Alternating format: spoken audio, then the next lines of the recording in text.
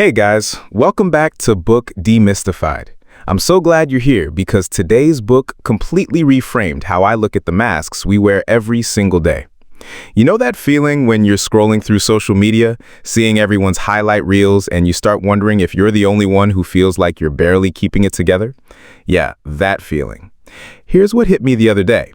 I was in a meeting, nodding along like I had everything figured out, when inside I was terrified someone would ask me a question I couldn't answer. Meanwhile, I'm watching my coworker Sarah present with what looked like total confidence, and I'm thinking, how does she make it look so easy? But here's the kicker. After the meeting, she pulled me aside and said, I was shaken the whole time. Did it show? We're all walking around pretending we have our lives together while secretly feeling like frauds. This book flipped that idea on its head and showed me that the very thing we're all trying to hide, our vulnerability, might actually be the key to everything we're searching for. Brené Brown spent over a decade researching shame, and what she discovered will mess with your head in the best possible way. She found that the people who live the most fulfilling lives aren't the ones who never feel vulnerable, they're the ones who've learned to lean into it. Think about it. When was the last time you really connected with someone? I'm willing to bet it wasn't when they were telling you how perfect their life is. It was probably when they shared something real, something that made them human. Maybe it was your friend admitting they're struggling with their marriage, or your boss confessing they don't always know what they're doing either. But here's where it gets tricky. Our culture has taught us that vulnerability equals weakness. Show up to work and act like you've got everything under control. Post that Instagram photo only after you filtered it 6 ways to Sunday. Never let them see you sweat, right? Brown calls this armor, all the ways we protect ourselves from being truly seen. And man, do we Americans love our armor. We hustle harder, work longer hours, buy bigger houses, chase higher degrees, all while telling ourselves that once we achieve enough, we'll finally be worthy of love and belonging. I used to think confidence meant never doubting yourself. You know, like those people who seem to glide through life without a care in the world. But Brown blew that myth apart. She showed me that real courage isn't the absence of fear, it's feeling the fear and showing up anyway. Here's the part that punched me in the gut. Brown talks about how we numb vulnerability because it's uncomfortable. But here's the thing. You can't selectively numb emotions. When we shut down our capacity to feel vulnerable, we also shut down our capacity to feel joy, creativity, and connection. It's like trying to dim one light in a house by cutting the power to the whole place. If you're feeling what I'm feeling from this book and you want more of these deep dives, there's a bunch of ways to support us. You can subscribe, drop a like, or even grab the book from our affiliate link below. And if you want to help further, you can send us a tip via the thanks button available on the video. Every bit keeps Book Demystified alive. So, what does it actually mean to dare greatly? Brown breaks it down into something she calls wholehearted living, and it starts with understanding the difference between guilt and shame. Guilt says, I did something bad. Shame says, I am bad. That distinction changes everything.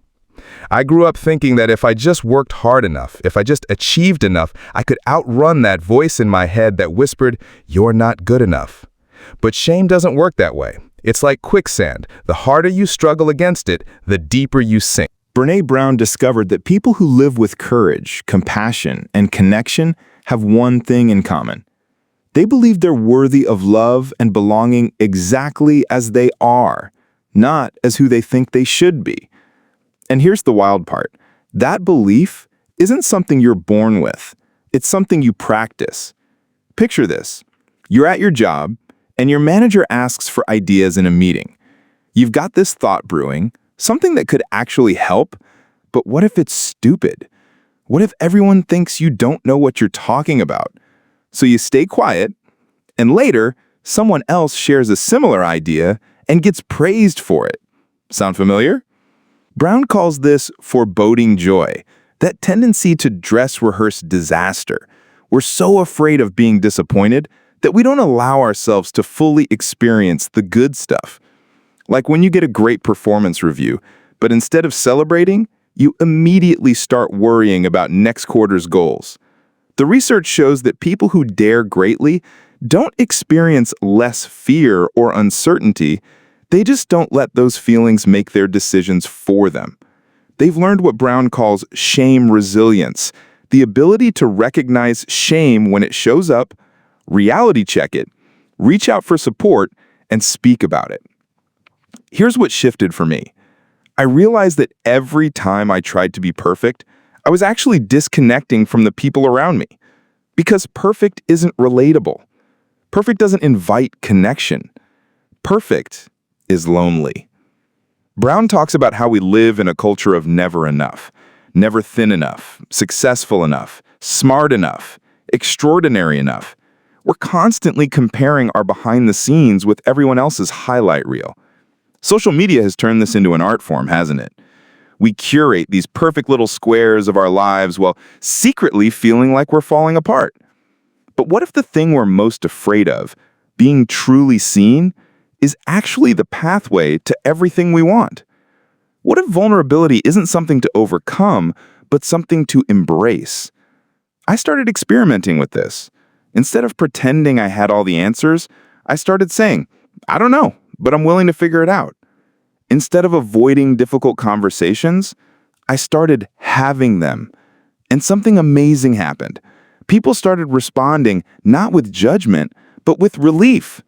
It was like I gave them permission to be human too. The book taught me that courage is contagious. When one person chooses to show up authentically, it creates a ripple effect. Suddenly the whole room gets a little more real, a little more connected. Brown's research revealed that the most common response to vulnerability isn't rejection, it's relief. Because when you stop pretending to have it all together, you give everyone else permission to do the same. This doesn't mean oversharing or having no boundaries. It means showing up as your actual self, instead of who you think you should be. It means owning your story, instead of letting it own you. Maybe this book won't solve everything. But if it helps you take off just one piece of that armor you've been wearing, if it helps you show up a little more courageously in your own life, it's done its job. And honestly, so have we. Because the world doesn't need another perfect person. It needs more real ones.